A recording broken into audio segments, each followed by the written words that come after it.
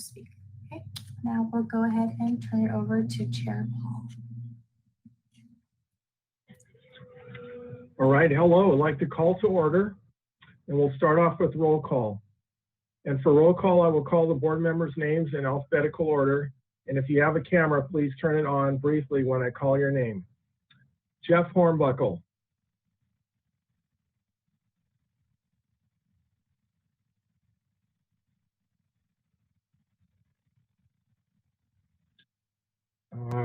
Mr. Nick Chair, Coons. Jose here. Board member Hornbuckle will not be present today. Okay, thank you. Thank you, Jose. All right, Nick Kuntz. Nick Kuntz here. James Langhorn. Present. John Maloney. Here. Jim Marston.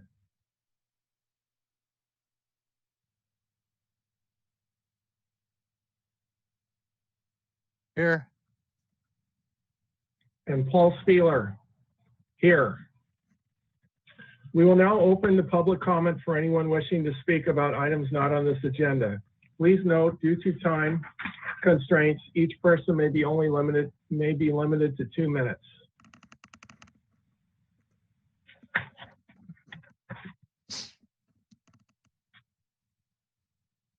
And the moderator is checking the control panel. Yes. For any speakers. Yes, thank you. Chair Spieler, we do have a member of the public who has joined us. They have not raised their hand to request public comment. So. Okay, thank you. You're welcome. We will now close public comment and move on to the first subject item, which is the approval of the minutes for the Building and Fire Code Board of Appeals meeting of November 5th, 2020. Are there any comments from the board? Please unmute yourself and use a camera if you have one. If you don't have a camera, please announce your name before speaking. This is Jim Marston. I want to ask Greta, you know that blind people can't use the raise your hand without the shortcut. So I wondered if this person is visually impaired and can't reach the button. Do you know?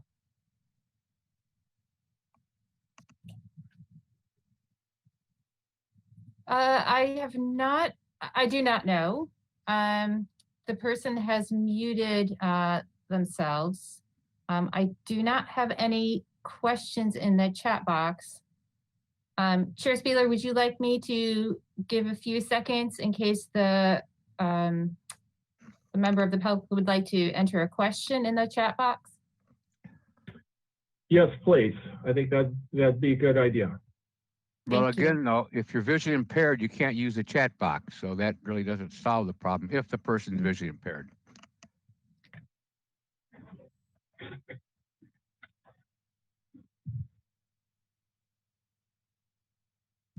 Mr. Chair, Jose here.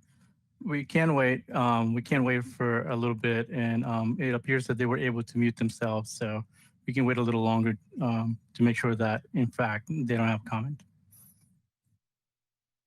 Okay, thank you, Jose. Can I suggest that perhaps we move on and make allowance to reopen public comment if they've struggled with a accommodation? Greta, Jose here. Are we allowed to do that? I don't personally know the answer to that particular question. We do have Assistant City Attorney John Doimus on the meeting with us.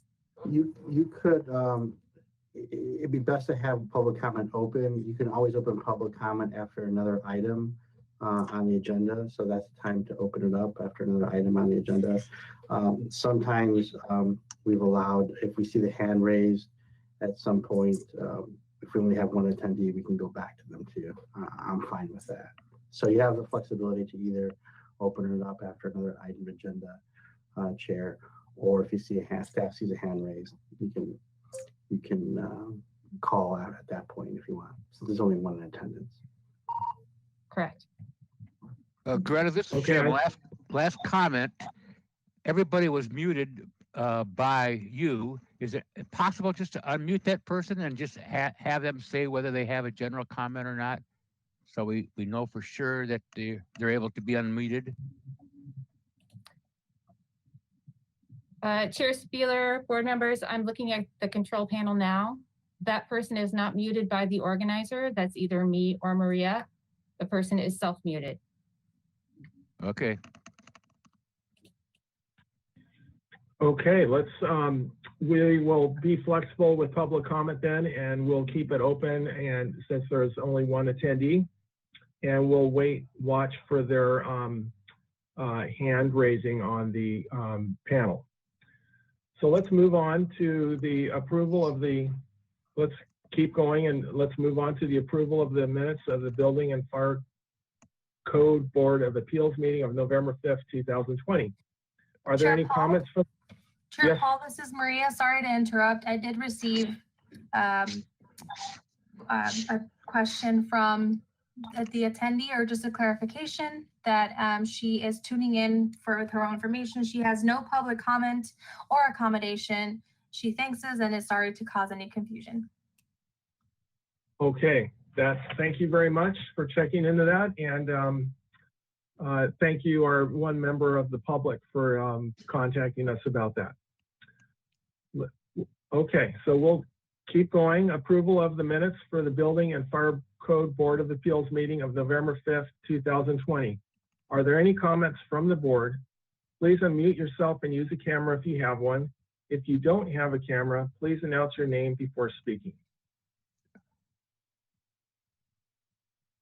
Are there any comments from the board?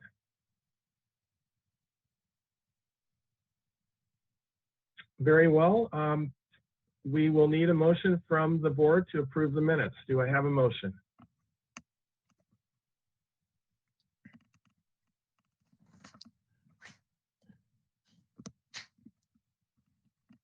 Tony, I'll make a motion that we approve the minutes. Thank you, John. Do we have a second on the motion? I'll make a motion. Second. Thank you, James Langhorn. All right, so let's call the vote on the November 5th, 2020 meeting minutes. We will use roll call for the vote. All in favor say aye. All opposed say nay. Nick Kuntz. Aye. James Langhorn. Aye. John Maloney. Aye. Jim Marston. Aye. And Paul Spieler. Aye. Motion carries, and we can move on to the next agenda item.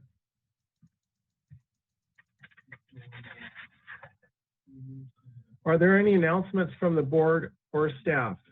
Please remember to turn on your camera if you need to speak, or state your name if you aren't using a camera. Do we have any announcements?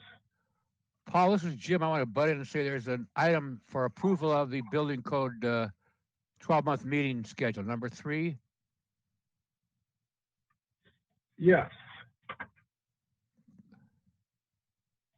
Oh, you're right. Okay. Yes, let me back up.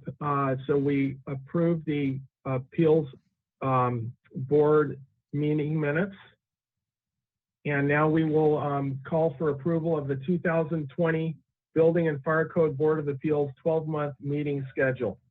Are there any comments from the board? Please unmute yourself and use a camera if you have one. If you don't have a camera, please announce your name before speaking. It's Are John there any Maloney. comments? It's 2021. 2021, okay.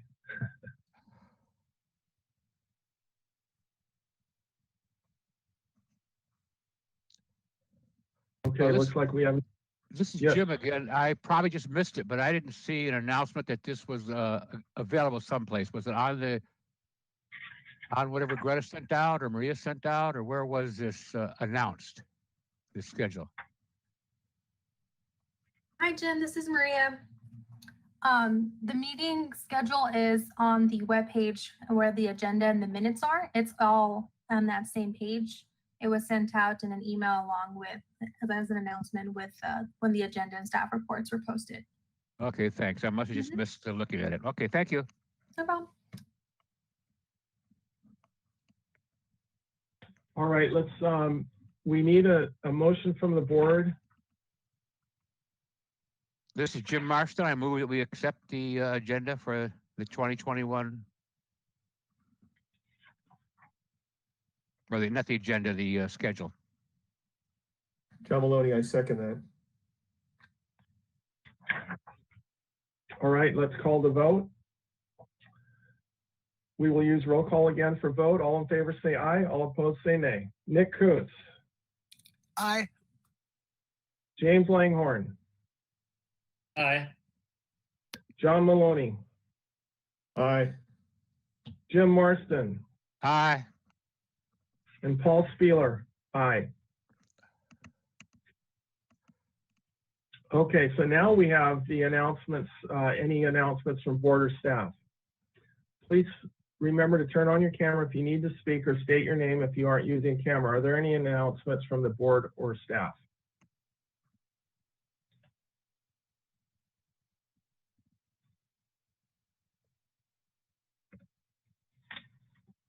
Okay, we move on to our subject item number 1, which is a discussion of discussing how the city should confirm the building permits applicants' adjusted construction cost. And this is continued. And the description here is validating the adjusted construction cost defined in the state building code. And I believe we have Jose Barajas will present this for us. Jose? Yes, thank you, Mr. Chair and members of the board. This is a continuation of the item that was reviewed or brought to the board on August 6th of 2020. And then also a follow-up to the board meeting of November 5th, 2020. On the meeting of November 5th, 2020, the board made the recommendation to building official Andrew Stuffler to have staff look at the city of San Diego and Oakland to look at their construction evaluation schedule and examine how their construction evaluation process for remodeling projects versus new constructions were done. Additionally, the board also recommended that the city building official reach out to Cassie and to see if they have any recommendations on how to verify construction estimates. Staff did follow up with the city of San Diego and also the city of Oakland. And in doing so, we found that their process are in line or pretty much aligned with the city of Santa Barbara. That's based on the city of Santa Barbara's policy for validating accurate construction evaluation estimates. The policy is dated November 22nd, 2017. As such, this office recommends that the board continues or approves that we continue to use Exhibit B and C, which is the report, how we do the evaluation on the hardship report, as well as the policy mentioned before of November 22nd, 2017. In your package, you'll see Exhibits A, B, and C. These are the exhibits that were included previously on other meetings. They're there for your reference. And then we've added Exhibit D, which is a brief summary of the results from our reaching out to the city of Oakland, as well as the city of San Diego and Cassie.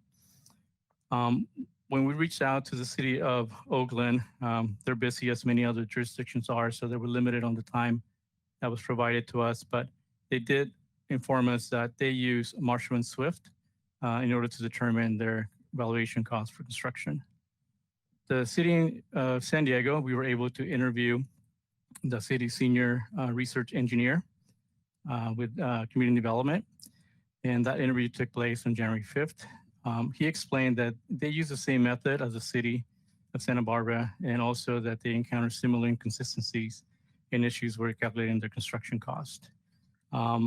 What is meant by that they use similar is their construction cost is based on the ICC building valuation data, which is what we, the city of Santa Barbara, use as the base. The city of San Diego building valuation schedule is included here for your reference under Exhibit D also. And then the second paragraph, you will notice that it is referenced that their data is based on the ICC building valuation data form. We also reached out to Cassie. Cassie actually did not have input themselves on it, but did refer us to the city of San Diego, which we did interview, as we mentioned before. So these are our findings and recommendations, and we would like to open it to Mr. Chair and the board to see what you may suggest for us to follow. This is Nick Kuntz. I have a question.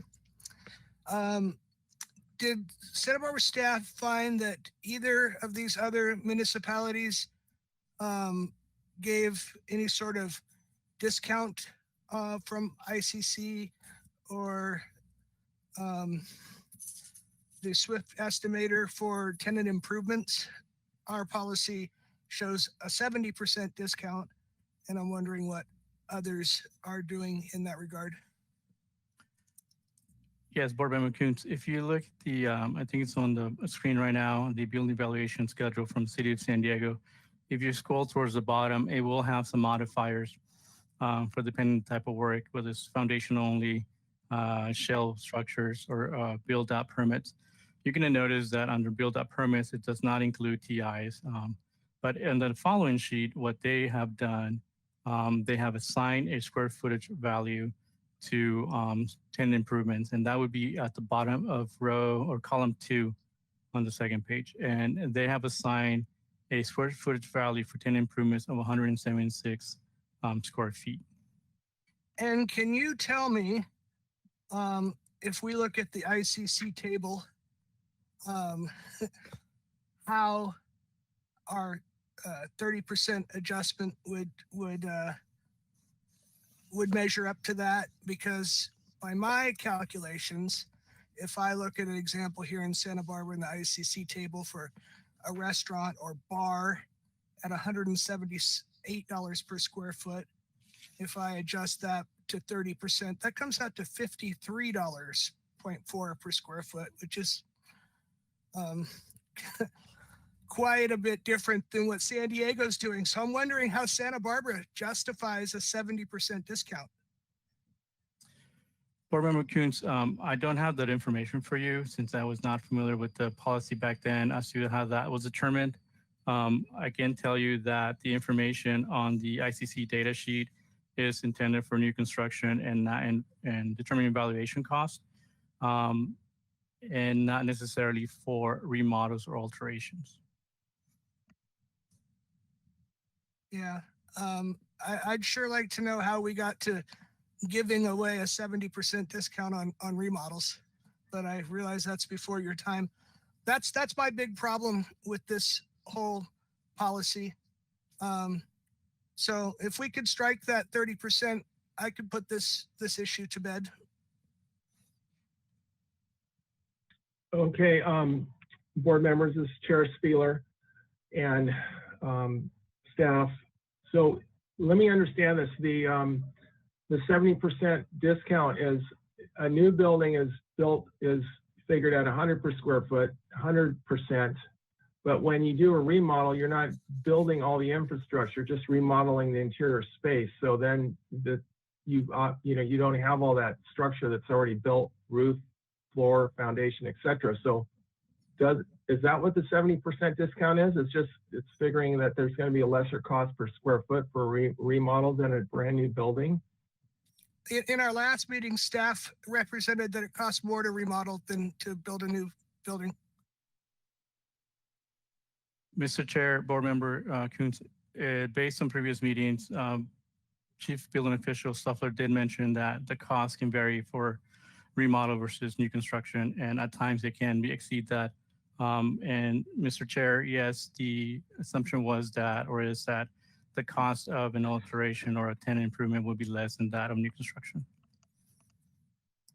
Yeah, because since I'm involved with this industry quite closely, it seems like most of the remodels that I see are for tenant improvements, are removing non-bearing walls in an interior office space, or redoing bathroom fixtures. So you're not dealing with the whole structural shell of the building. And a lot of times I would think if the remodel's more expensive than the new building, they just would tear down the old building and, build new. I agree that's probably true, but if you look at, in our ICC table example here, restaurant or bar would bill at 178 per square foot. And then if you discount that by 70%, that's $53 a square foot. And what are we accomplishing with that 70% discount? As far as I can tell, the only thing we're doing is ensuring that we get less accessibility. Mr. Chair, Board Member Coons, the different TIs will vary in the level of scope of work they're going to do in alteration. Some may have a large square footage, but only removing a couple of walls. And some may have less walls removal, but maybe the restrooms are being done, which have a higher cost. So it's a little harder to assign it a number for that. I'm not trying to make an excuse for it. I'm open to hear what the board is here to suggest for us to move forward with. Well, this is Jim Marston. I have a few thoughts. First of all, back in August, we asked the building official to look at the 3 professional estimating packages and compare that to what ICC shows. And he said, I'll get my staff on it, but that was never followed through on. So I still think that at the next meeting or so, we should have someone just look at what the RS Means and Marshall and Swifts and ENR have compared to ICC. I don't know why we don't even just require one of those 3 good packages. I've never been able to get a good answer on why we can't just ask for that. And more importantly, why can't we just ask, like most companies do, give me your contracts once they're contracts signed, and let's see what the real cost of the building is. My fear has always been that this is called construction cost valuation, but we allow estimates to be used. That is not the purpose of the construction cost evaluation. It's just to use some estimate come up by a architect or a designer. It should be based on the actual cost. And as Mr. Kuntz said, that affects then how much is spent on accessibility. So I hope that we can put that comparison on a future schedule. But what I want to say here is I appreciate the work Jose's done. He's jumped into a job with a lot of stuff going on. But the package that we have says that Santa Barbara is very similar to San Diego. So we're going to keep using Santa Barbara. Well, as Mr. Coons pointed out, San Diego has no 70% discount. So they're not similar at all. San Diego says $176 per tenant improvement.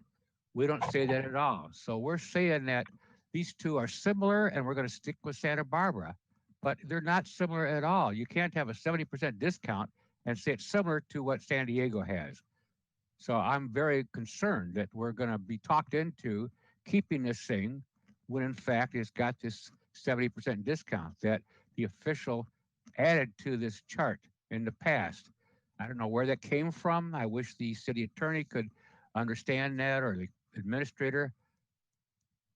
And the other thing I want to say for a comment is you did look at Oakland, Jose, but not one word was said about why we don't want to use what they use. So no one has said anything about the other Oakland, why we didn't, there was nothing said about why we aren't going to use that one. So I would like you to tell us why that was never even mentioned. Yes, thank you, Board Member Morrison. So yeah, the policy for San Diego and City of Santa Barbara are very close aligned. They're not identical. And she pointed out the tenant improvement is one of those examples. In regards to the evaluation options, I believe building official Andrew Stuffler did speak to why it was not possible for city staff to accommodate that research. I believe he mentioned that it was a pretty lengthy process and pretty involved. and at the time the resources were not available. That continues to be the case now with the resources not being available, especially with the transitions that have been happening lately with retirements and new positions being filled. But it takes, in addition to that, from what I recall, there was mention of the learning curve that would be associated with these other programs if we were to implement it. Like I said, we are open to it. I just don't know what we are able to dedicate as far as resources and still meet our obligations for providing services to the public. Well, thanks for that, but I still have the question. Most of the things that have come to the appeals board have been tenant improvements. So I still say it's not fair to say that these two similar, that Santa Barbara and San Diego are similar when one is 70% cheaper than the other one. That's not similar in anyone's book, and I don't know how we can keep saying it's similar.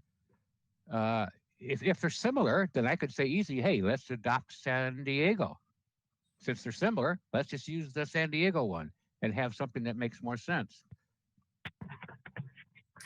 Yes, board member Morton, that's what we're here to hear, what the board has to say and suggest to us. Yeah. Well, as Mr. Kuntz pointed out, this only affects how much is being spent on accessibility. And what really is a problem here is that if you get a 70% discount, many projects are going to be below the threshold. As you know, over the threshold, you're are able to or should do 100% accessibility as if it was a new building. So the more people we allow to stay under the threshold, the more people who aren't going to be building what's required. And so you're affecting the civil rights and the access of any disabled person. So I think it's totally, I'll have to use the word scam, excuse me, but to let people get off and not use what San Diego uses is affecting the lives of people with disabilities, and it's going to take many, many more years to get things accessible. Because, like I said, if you keep things under the threshold, you only have to spend 20%, period. So it really affects the spending on accessibility, which many people in this town, I think, just say, oh, that's just for a few people, so it doesn't matter. But that's what the code says. You should spend that. So I wish we could be more accurate about what numbers we use. Chair Paul, this is Maria.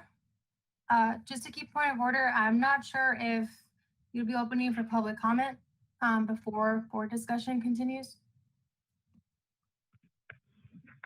Oh, you mean open the public comment for this item? Yes.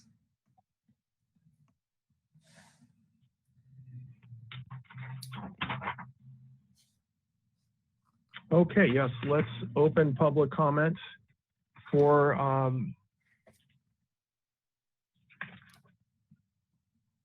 bear with me a minute.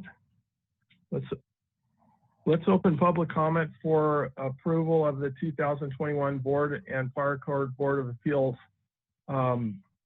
adjusted construction cost discussion. Is there anybody in the public that would like to comment on this item? Chair Spieler, board members, there are no raised hands from members of the public indicating that they would like to speak. And I'll check the question panel, nor do we have any questions that have been posted in the panel to raise questions. Thank you. All right, thank you. We'll close public comment for this item, and then we'll continue our discussions with the board and staff on this topic. I just want to add to what Board Member Marston has shared, and by my calculations, San Diego's discount represents 1.2%. So I don't see how that's even close to comparable to our 70% discount. Yeah, sorry, go ahead. Sorry, good afternoon, board and chair. We can research the 70% reduction policy that you guys are referring to, but and report back with findings. It seems like everyone's unaware of it. Tim, do you know, can you add anything to that? Hello, board. This is Tim Dunn, Plan Check Inspection Supervisor. No, the timeline was before my time when these valuations were brought about. I did want to make comment to the tenant improvements that seeing all the inspection projects that are done in Santa Barbara for the city for the past 4 years that I've been the supervisor, and I have been a contractor in my past life, is that the tenant improvements for doing them are they depending on the finish. It's always dependent upon the finish of the project itself for the expense, and obviously how large the tenant improvement is. But if you're doing a full shell project with the improvements inside of the shell, it is going to be more expensive typically. But things do change based upon the finish of the project. I would say that based off what the building official, Tina Dye, has stated is, if the board wishes, it sounds like what the board would consider that we would compare all 3 cities together and compile data to show if there are differences in the prices for the valuations per square footage, per San Diego, per the city of Santa Barbara, and per Oakland, and to find out valuation when we devalue it by a coefficient factor of how that coefficient factor came about. We could do more research for the board. That to me, this is Jim Marston. That would be a good start, I think. Can I ask a question here? I have 2 of them for Chris, or Tim, I mean. First of all, as you know, floodplain requires that there's a FEMA application, and they have pretty strict rules on how you do your construction cost. Now, I don't know what Santa Barbara follows as far as what they require, but a thing that I think needs to be done in the city is to make sure that when people turn in their FEMA cost, it should be the same as their adjusted cost. And I think that they're not. I think people are cheating on the adjusted costs for their remodel and then probably being more honest on their FEMA. But can you answer anything about the FEMA, what's required for FEMA evaluation, first of all? We can, this is Tim Dunn, Board Member Marston. We can certainly, we're not prepared to discuss FEMA and the floodplain today, but we could certainly add that to one of our discussions at another meeting. I would prefer that we were able to give you correct, direct information. And our FEMA floodplain specialist, Chris Short, is not with us today. Okay. So we're not prepared for that question. No, I understand it. I appreciate look at it. I did call Chris 2 days ago and left a message that I have him call me. I was trying to get that information ahead of time. But to me, this is very important. I think you all should agree that those 2 numbers should be comparable. And that's one way to find out if we're having a lot of cheating going on. The other thing I want to ask is on the forms, you ask for a signature to say that they certify that this is an accurate estimate, okay? But there's no, in my mind, there's no penalty, there's no repercussion if they give a very bogus number.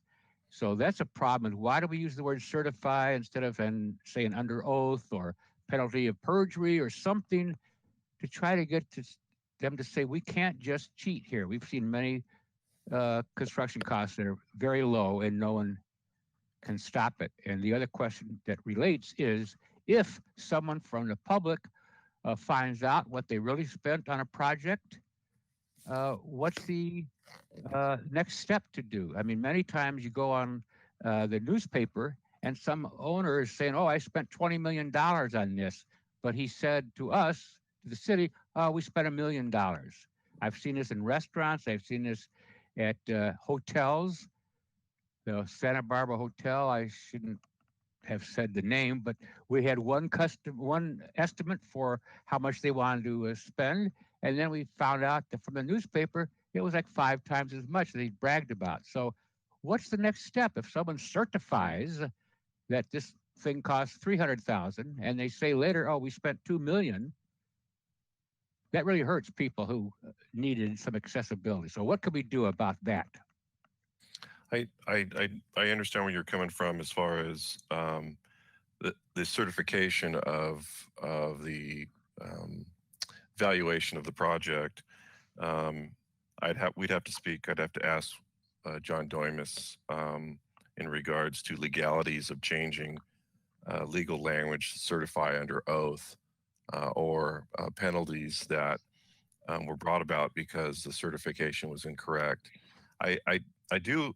I think of what of great value or consideration that could be done is you were talking about providing a full valuation of, let's say, I was a contractor and you bid a project out, is you provide a bidding invoice from your subcontractors, and so that would be 4 different, your electrical, plumbing, mechanical, your framer, etc.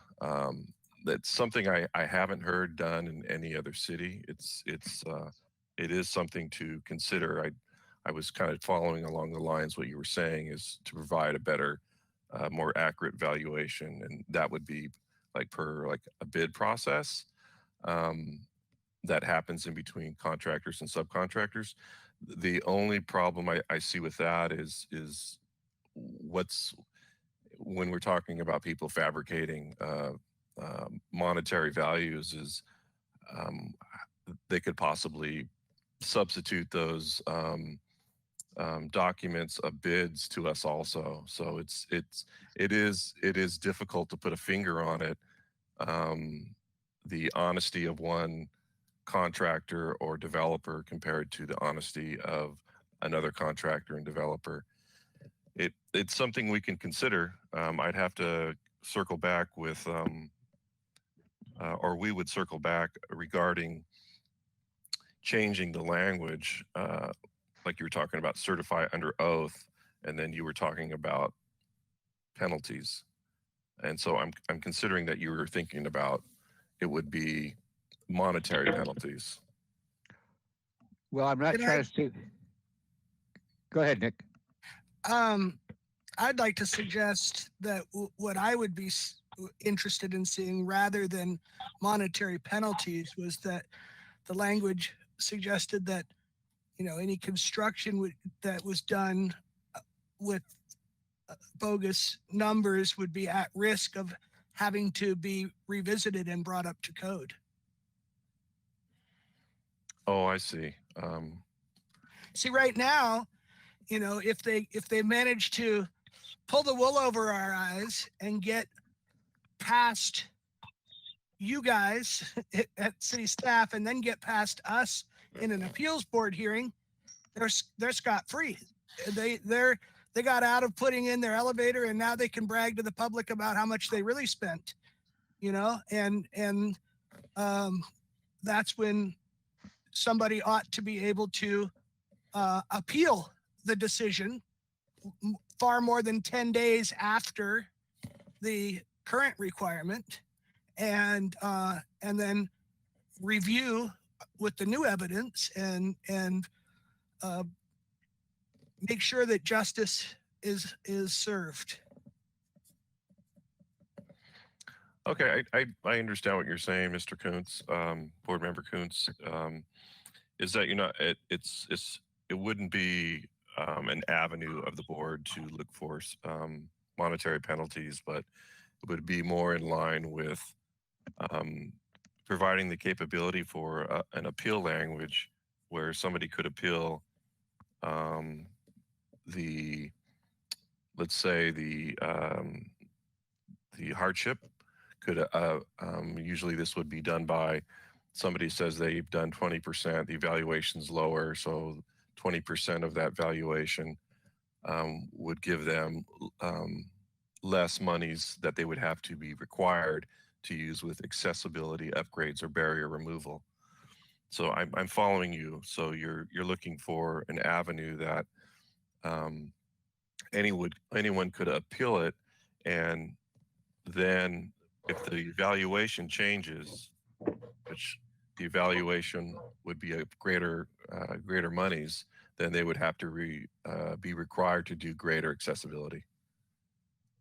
Yeah, and I would like to say that, you know, if they got caught cheating on their evaluation beyond a certain percentage, if it was particularly egregious, that they would be required to do all of the required accessibility as if it had been over the threshold.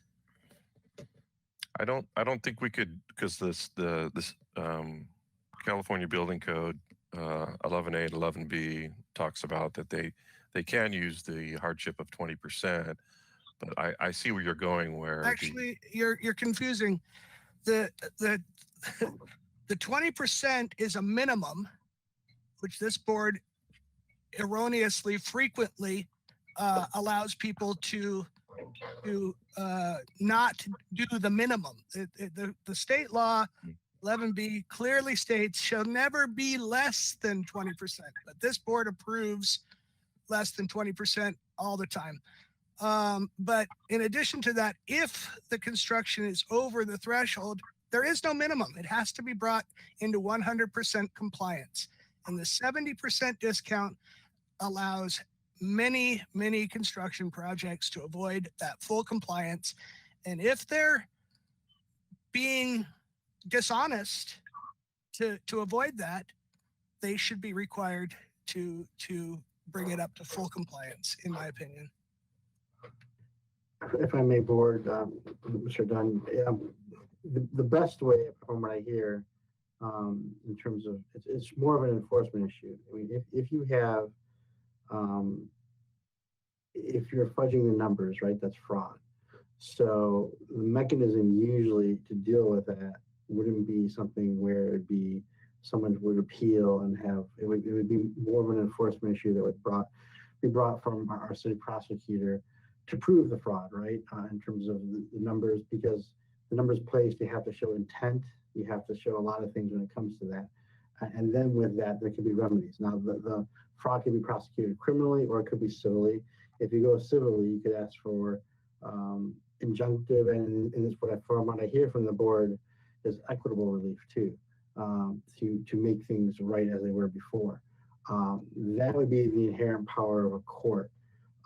So it would be a much cleaner process if it were to happen. Would be more of an enforcement case if there was such an act to occur, and that's the analysis that I would provide on that issue. This is Jim Marston here. I appreciate all this input. We can't solve these problems today, but I'm glad to hear that Tim and Jose are willing to do some research and look into this some more. I want to hand out or pass out something that that's been bothering me for years. I used to run a 65-member civil engineering firm. I was a finance guy. So we would start out saying, what's the engineering news record for the month that we're going to use for the engineer's estimate? And as the project completed, we would first get the bid amounts, then we'd get the contract amounts and adjust our fee again. And at the end, after all the stuff was done, we'd actually look at the as-built dollar amount. And I've asked many people, including Mr. Stuffler, why can't we get the contracts? Forget these estimates and these tables. Just give me the darn contracts once they're signed. And I've always been told, we can't do that in Santa Barbara. So I would enjoy if the attorney here could tell us, why is it that the city can't just say, make a nice estimate at first, and as soon as you get your contracts, bring those into us. And at least we'd have something that should be the same thing that they're going to brag about a year later. Why can't we just get the building contracts and use that as our construction cost? Because it says construction cost, it doesn't say construction estimates, and that just bothers me. So why can't we just do that? I must apologize. I haven't seen any of the work. It wasn't something that was presented to me. This is the first time I'm looking at it. So I can't venture a guess to opine on, maybe in a future meeting, but I have not been able to look over or see any of this material. So I don't want to speculate. Okay. I didn't expect you to tell us now. I'm just saying, could you look, it's another thing I'd like to have looked into. Why can't we just use the construction cost? I'll throw in that I was looking at the city of, where was it? Up there, Concord, up in the Bay Area. They show the ICC table, says we don't use this for anything except new construction. If you're going to do remodeling, you have to either give us your contracts, okay? And that's all we need is just some real number instead of these fake numbers. But they don't even allow ICC to be used, because if you look at ICC tables, it says over and over again, this is for the purpose of setting the permit fee, which we don't do by evaluation, so it doesn't matter to us. But they always say this is for permit fees only, not for construction. And then we go ahead and use it for construction. So I'd like that to be looked at in the future. And I want to clarify real quick. I didn't mean that we had to have a dollar penalty. I'm great to have administrative ones, or as Mr. Kuntz said, maybe we can come back later with an appeal about something that we found out was not legit. So I'm not saying we have to have a dollar penalty, but just to say I certify is not enough. It doesn't scare anyone from not lying. Thank you.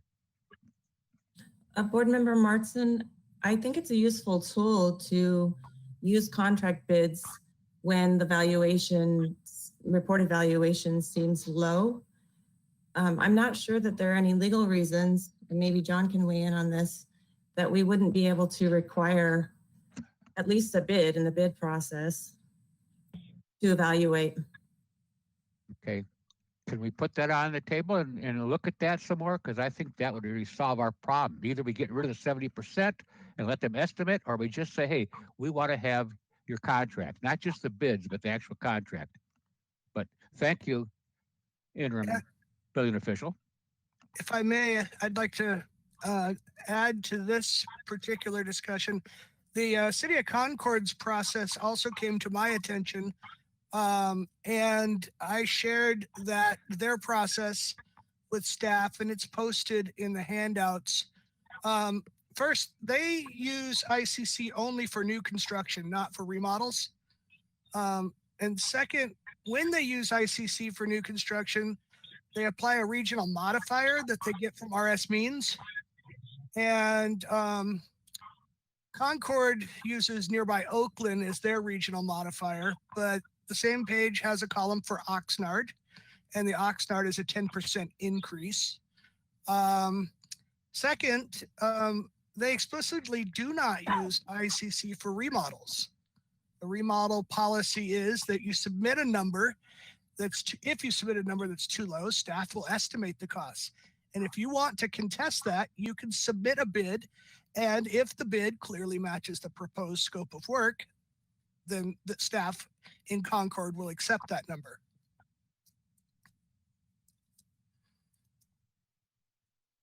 Thank you. I would hope that we can also look at that Concord one. And remember, we don't have any kind of regional multiplier on the current Santa Barbara forms. And also, I see that the Santa Barbara ICC table is a couple years old.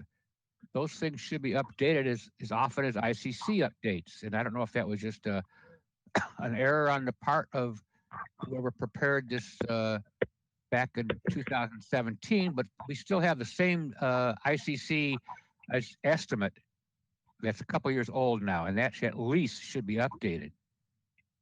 Board Member Marston, that's correct. That's an old valuation table. They're updated every 6 months. So the ones that go out to the contractors are updated? Is that what you're saying? We don't provide that information to the contractors. The table is from ICC's website. Okay. Thank you. So just what we see. Go ahead. Well, I just going to say what we see here is just from a couple years ago. It's not at all what the contractors get when they want to build. They're told use the current ICC and then take 70% off for remodels. Okay. but we still should have a multiplier. This is not the cheapest place to work or to build. And RS Means does provide those. I just looked it up on the web. They have a multiplier for Santa Barbara. You know, Mr. Coons mentioned Oxnard, but I looked today and there's a multiplier for Santa Barbara from RS Means. So I don't see why we can't use that. Thank you. Mr. Chair, members of the board. So it sounds like we are getting pretty clear direction from you as to what you want us to move forward and further explore and research here for you. I just want to not lose track of the different points that are being brought out and identify what those items, clearly identify those items so we can make sure that we follow through on those for you. I'm not sure if you're ready to make a motion and kind of put it into that frame.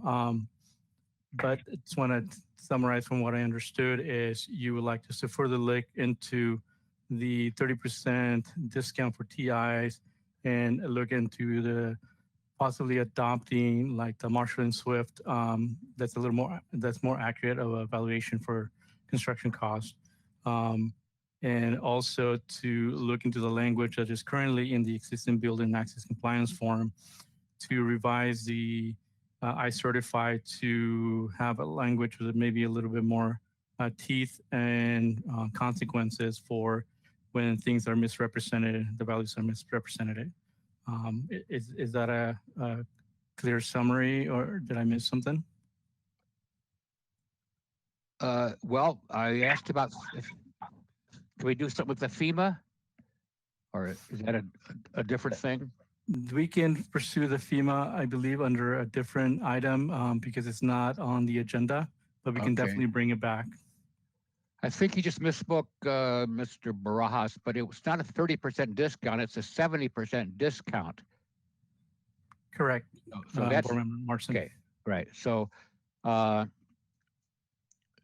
could you say those again? I was thinking there was something big that was missing.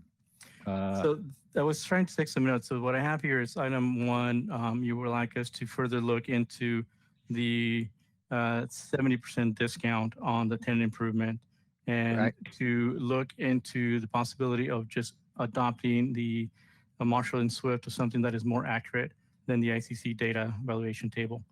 But as far as that, I would just rather have a comparison of the 3 estimate packages that are out there compared to ICC and see, are we really being fair? I'm not taking sides with Marshall and Swift against ENR or anyone else, but it'd be nice to review that more fully.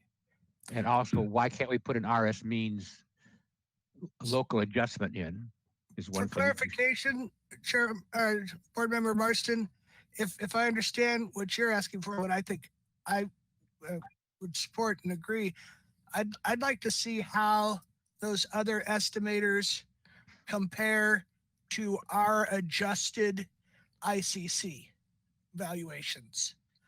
Yes. I don't think that we're really asking the city to adopt one of those new platforms so much as trying to quantify how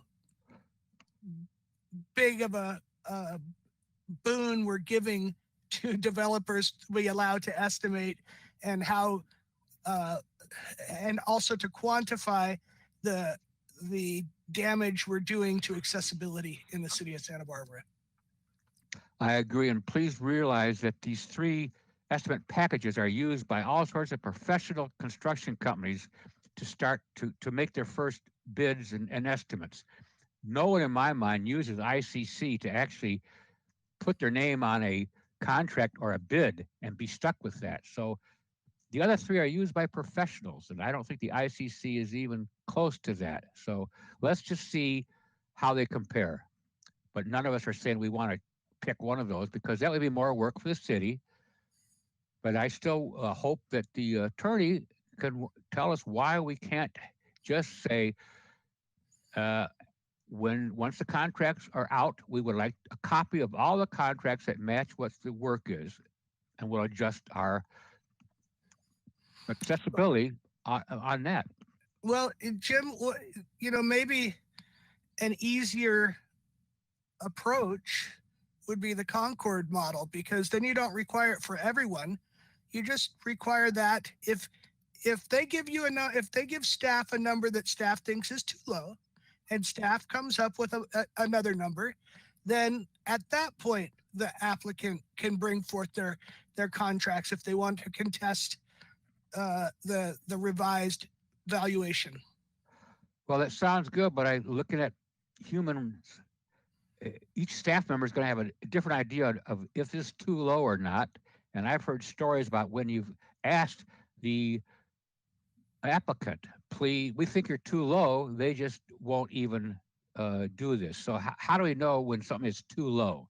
They're going to have some kind of program they use to decide whether it's too low. It can't be subjective. We can't just let each plan checker subjectively say, "Oh, that's too Right, low," or "That's right. okay." So I agree. that needs to be somehow codified. Board Member Morrison, Board Member Coons, that is correct. We want to make sure that we are being consistent in the way we are going to apply this or any other policy or any other confirmation or values of data given to us. If somebody really wants to cheat, they're going to find a way to cheat one way or the other, whether they give us fictitious final contract.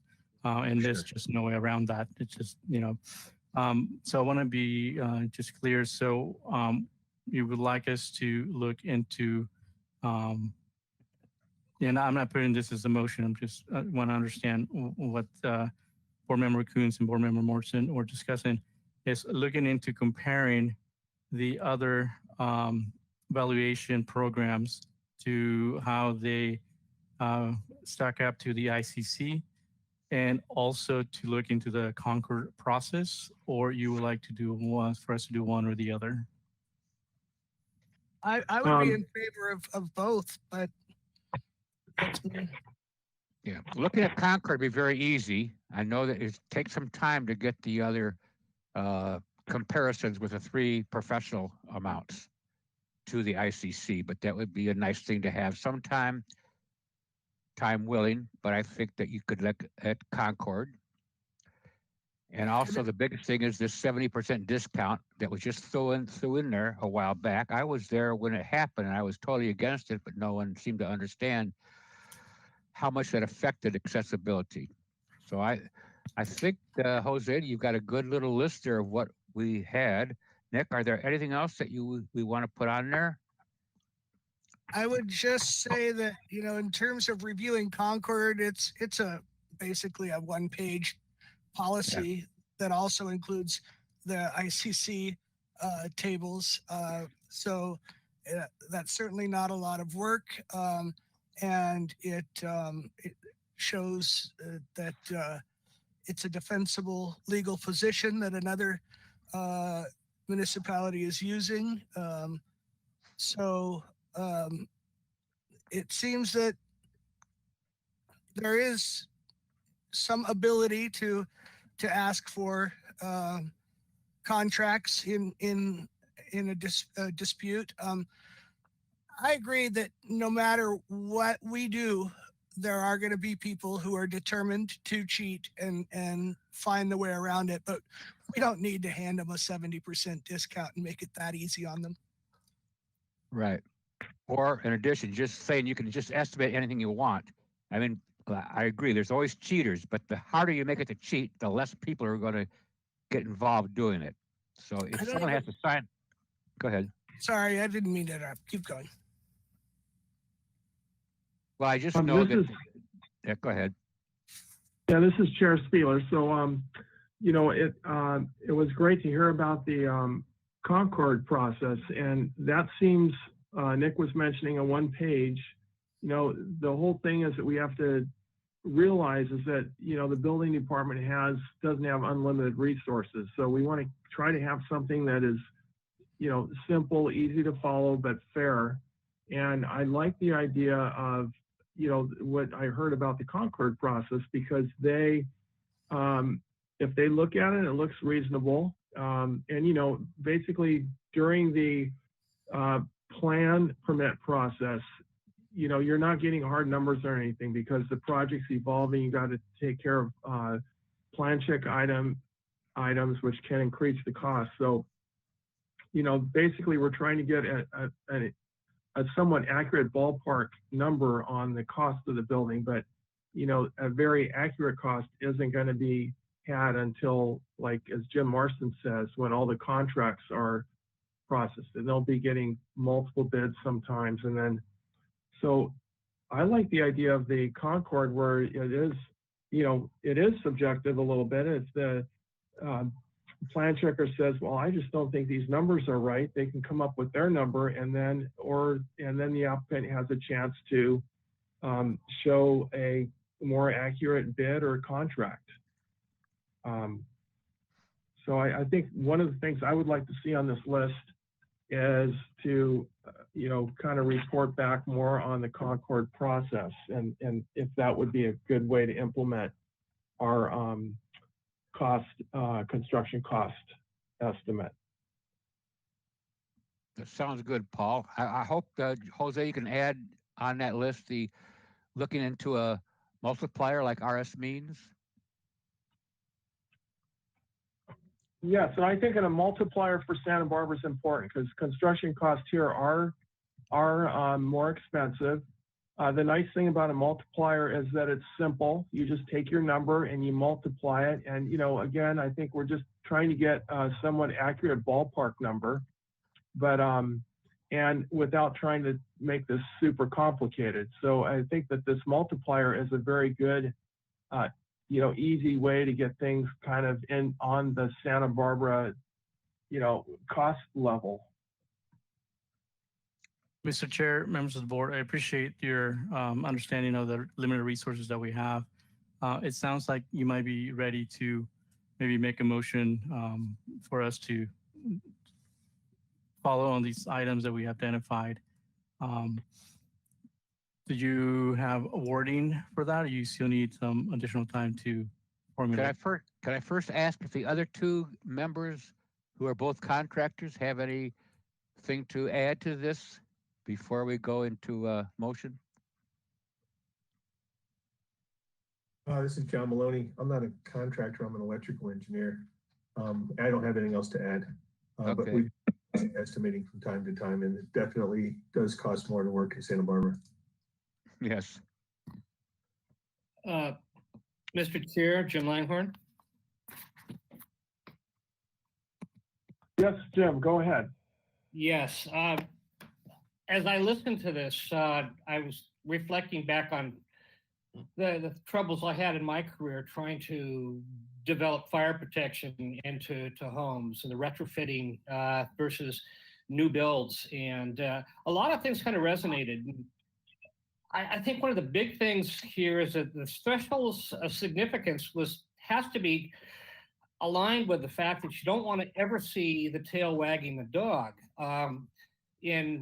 When I worked for a mechanical engineer, the statement was, never let your fire protection costs exceed 6% of the overall cost, kind of like the sales tax. Everyone who's been around construction for any amount of time realizes that there's something called a California remodel. California remodel means you basically have one wall standing and it's a retrofit. It's not a new building, and that's common. It's very common. So when you get in and you look at what is significant, you have to say, is this work structural? Is it non-structural? When I looked at doing these things in terms of retrofitting projects, I had to look at whether or not the whole roof needed to be replaced simply because somebody was just doing a patch. Because we were very early in getting non-combustible roofing in. Now that's common sense, but at the time it was a way out there thought. Now it's common. Fire sprinklers, the same thing. I can tell you for a fact that if you're retrofitting fire sprinklers into a building, you can add 50% to the cost of doing so. I'm sure John or Paul can both tell you that their particular work is going to be more expensive in a retrofit as well. So structural work versus non-structural work has to be the yardstick for what is significant and what isn't. Throwing a number at it, I mean, I realize you just cannot have ridiculous amounts of money thrown at a smaller project. But if there can be some kind of alignment between what is being paid to create accessibility versus the overall cost, then yeah, go for it. That's what we should be doing. But just to throw numbers out, and as Mr. Dunn spoke about, because he spoke about setting finish, yeah, you can go ridiculous on finish, but and that's either there or it's not there. But by the same token, it's when you get into the structural, into the building systems, the electrical, the fire protection, all those things, that you've got some real money creeping in, and accessibility issues could fit right into that mold. But if somebody's replacing carpet, painting, doing things like that, it's, you know, we've missed the mark with that type of thing. And that, unfortunately, is what happens when you simply say, well, what is the value of the contract? And so I'm saying we have to be careful about how we do it. I want to see these things happen as well. I'm not trying to dismiss them. I know the fight. We fought for years and years and years, decades, to get some of these things in. And now, and we had this huge fire siege 2 years ago. To watch and to see that so many houses survived because of the things we'd done. It's just amazing. It's very gratifying. At the same time, we never stopped to think about what would happen if smoke intruded into these structures. The biggest chunk of the damage done was because of things that we had not yet considered. So there's still work to be done, and there's still work to be done here as well. That's the end of my diatribe. Thank you. I'm Thank you, happy. James. I'm pleased to hear this support for continued discussion about this from other members of the board and from staff. I recognize that we are giving a lot of time to this. This is our second or third board meeting on this agenda item, but it's important, and I want to get it right. And I don't want to create more work for staff, but the implications here are far-reaching and long-lasting, and so I'm glad that we're all open to giving it further discussion. I wonder, before we make a motion, if there's any appetite amongst the board member or any support amongst the board members for striking the 30% until we come to a better resolution. Well, this is Jim Marston. I would certainly say that would be a great start.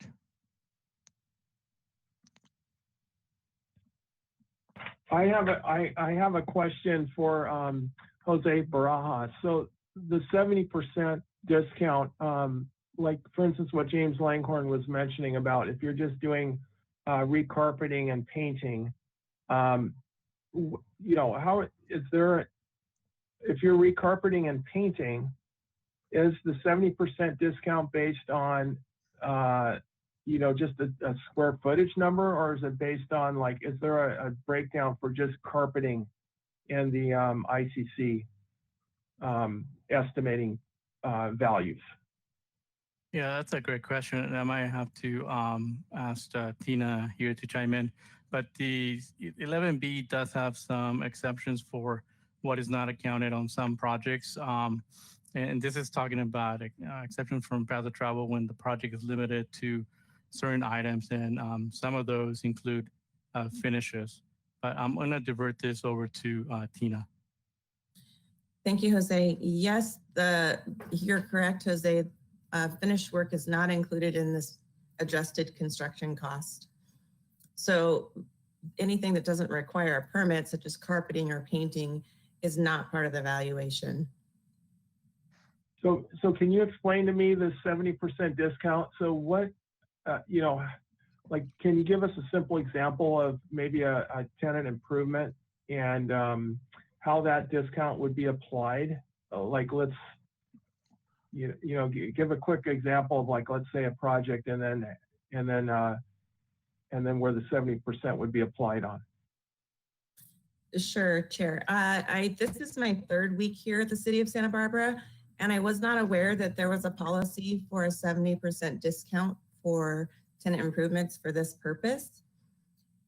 And it sounds like Jose and Tim are not aware of it either. So that is why it's a good idea for us to research the policy and then have another answer for you, a better answer for you at the next meeting. Okay. So I'm just going to, Chair Spieler here, I'm going to respond to Jim and Nick Kuntz's question. I guess I'm not ready to strike the 70% because I don't really understand it. So I think it would be very important for us, for staff to go back, research the 70% and come back and explain to us exactly what it is and how it is applied.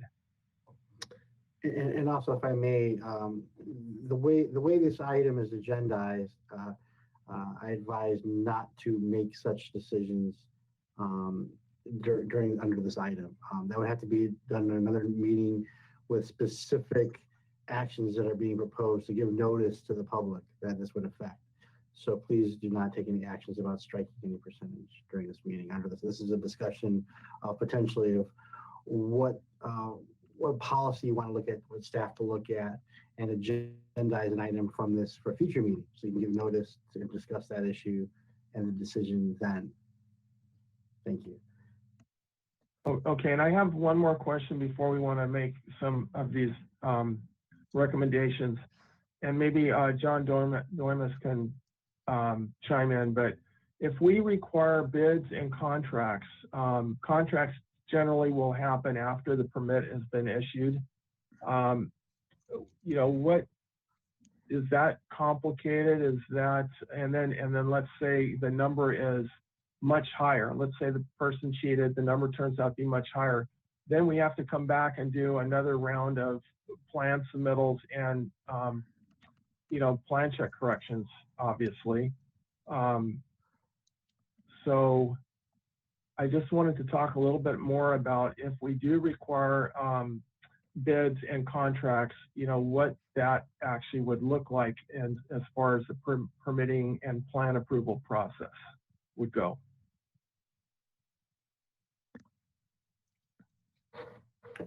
Commissioner, as I said earlier, I haven't really even had a chance to even look at this item at all to even suggest to give input on it.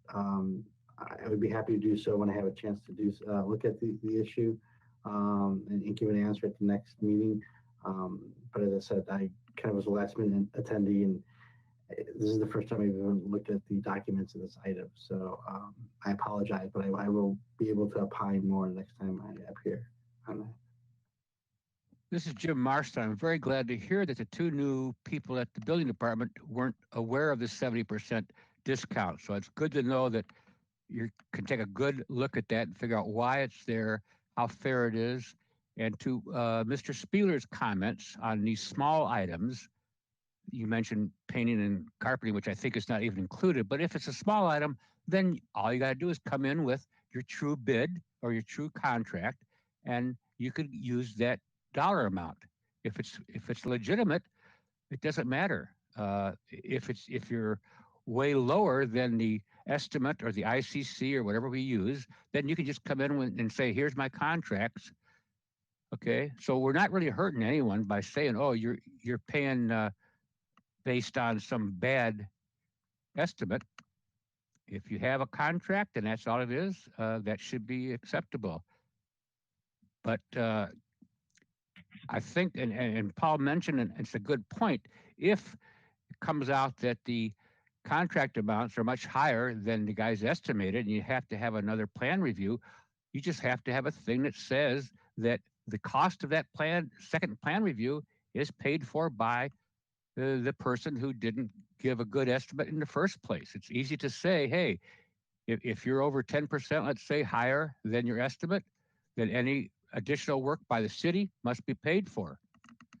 You're not going to put extra work on the city without being paid. So I think that'd be a simple way for the attorney to make sure that they have to pay for their extra work. Okay.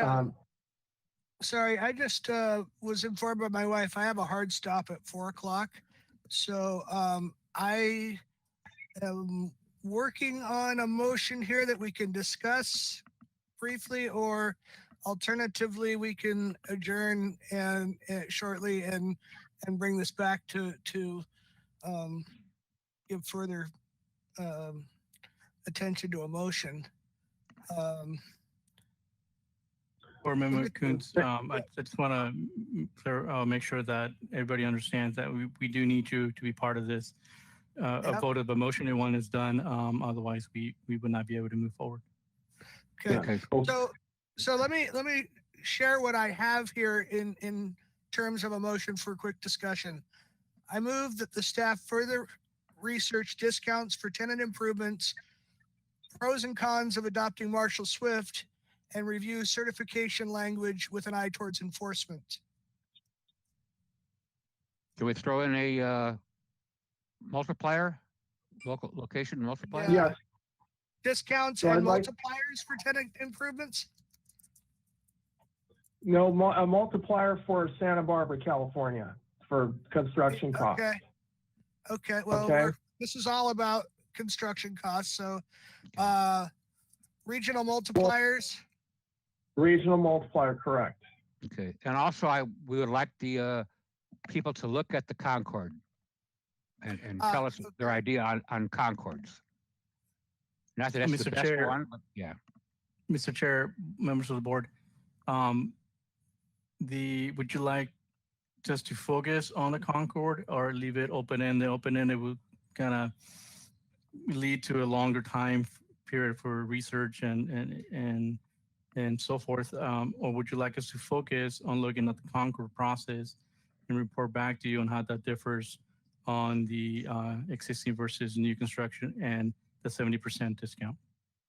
I think that that's self-evident. I don't think that it requires a lot of review to see how it's different. I was able to see the differences in a 3-minute read. Well, I think it's for the other board members that haven't been able to look at the Concord process. I think that would be important. So I mean, I my summary- summarized I read the whole thing to the board already. There was there's nothing more to it. All right. So let me summarize these findings next. So we're going to research the 70% discount. We want a comparison with the more industry used accurate construction methods such as Marshall and Swift, ENR, et cetera, versus the ICC evaluation. We'd like to get a report back on getting bids and contracts from projects as a part of the approval process. And then we talked about getting a RS means coefficient for the area. I think those are kind of the points. And then of course the Concord, the Concord process for this. And our policy regarding quote certification and the language with an eye towards enforcement. I think those are some pretty good points. Okay, can we, Mr. Chair and members of the board, can we formulate this into a single statement for the motion?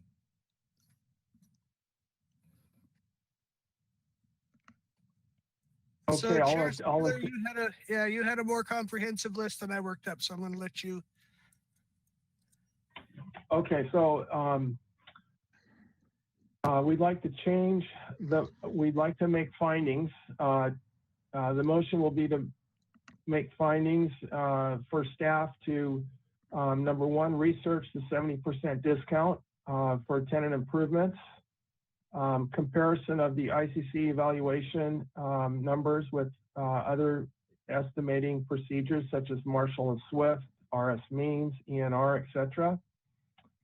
We'd like to include a cost coefficient for Santa Barbara area, ENR or RS means cost coefficient. And we would like to have a report back on the Concord cost evaluation procedures that they have. And I think that's it. How does that sound? There's the addition of the language in our policy regarding certification being revised with an eye towards enforcement. And the last thing we left off was having the attorney and the building department figure out why we can't just ask for final contracts or final bids. Okay, yes, I did mention that. So we'd like to see, have a report back on getting bids and contracts as a part of the permit approval. Or actually not the approval of the permit, but because until the permit's approved, no one's going to really know what the cost is going to be. So it would be using net construction cost bids or contracts to determine the amount of spending required for accessibility.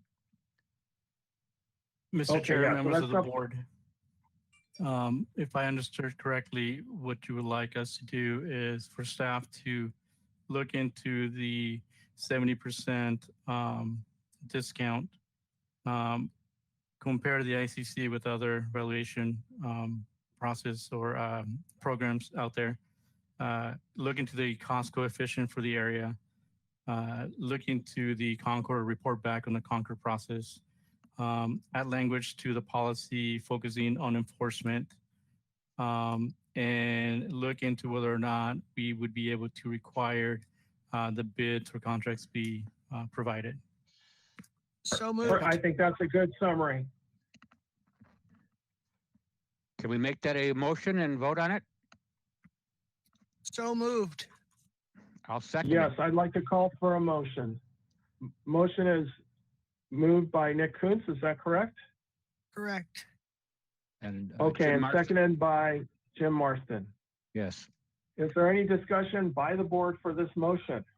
Mr. Chair, just 1 second. Maria, do we have the right composition? Do we need anybody to step down? We have 5 members, 2 representing the disabled. That's balanced to state code as far as I understand it. Okay, thank you. Yes, you're correct, Nick. Yeah. Yes, Jose, I think we have the correct mixture. All right, is there any discussion by the board for this motion?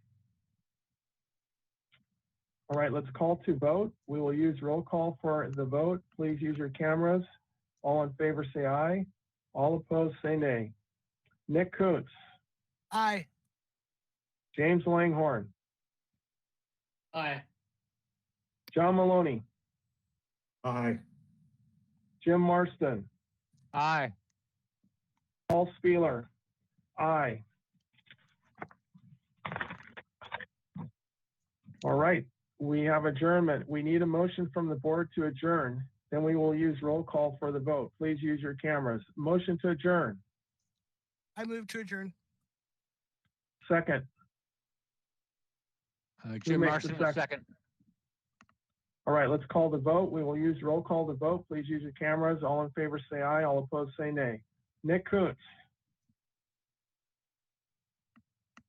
I'm sorry, I thought we already.